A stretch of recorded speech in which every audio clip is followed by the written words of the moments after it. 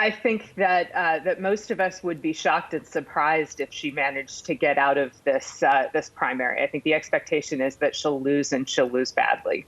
Well, in 2021, she voted to impeach Donald Trump, and this year she's been chairing the January 6 hearings on the Capitol riot. How have these events affected her popularity among Republicans?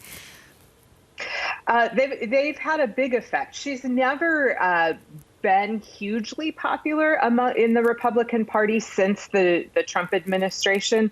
But as more and more Republicans are learning that she's taking a leadership role in these investigations of Trump, her support has declined tremendously.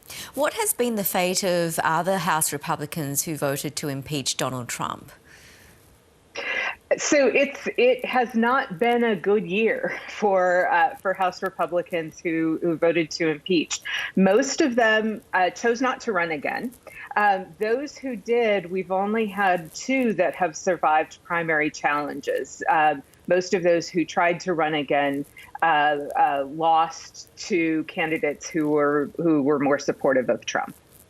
And Kristin, if Liz Cheney doesn't come out on top, is that it for her election hopes, or could she pursue other avenues to advance her political career?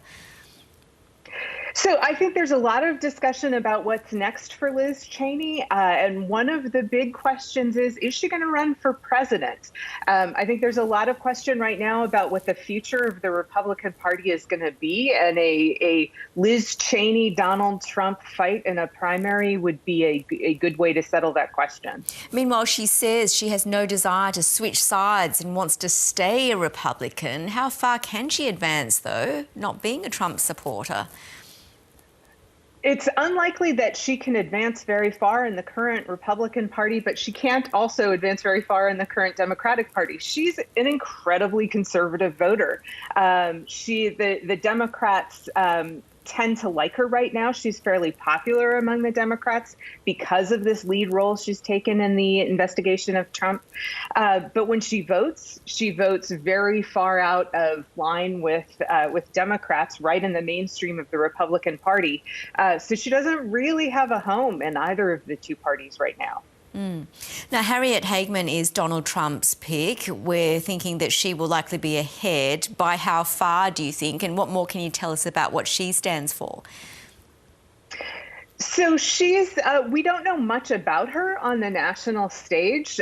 Most of what most voters know about her is that she's Trump's pick, and that's kind of all a lot of the voters need to know to make up their minds about her. If she wins the primary, she's almost certain to win the general election. Wyoming is one of the reddest of red states. It's very, very Republican.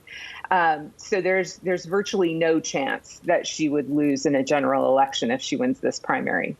And more broadly, how do we expect Republicans and Democrats to fare in the midterm elections? So that's the big question on everyone's mind. The conventional wisdom is that midterm elections are never good for the party of the president. So the expectation is that we should see Republicans do well in this midterm and Democrats do poorly. What we're seeing is something a little bit different from that, particularly on the Senate side.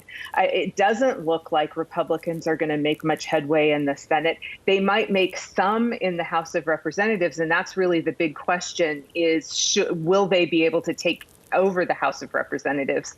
But conventional wisdom should tell us that they should easily be able to take the House, given the state of the economy and the lack of popularity of Joe Biden. And do you think recent events such as the FBI raid on Donald Trump's property have swayed voters either way? Very little change, actually, at this point. People are so hardened in what they think about Donald Trump that new information can really not make a dent in those beliefs. Kristin Kanthak, good to talk. Thanks so much. Thanks for having me.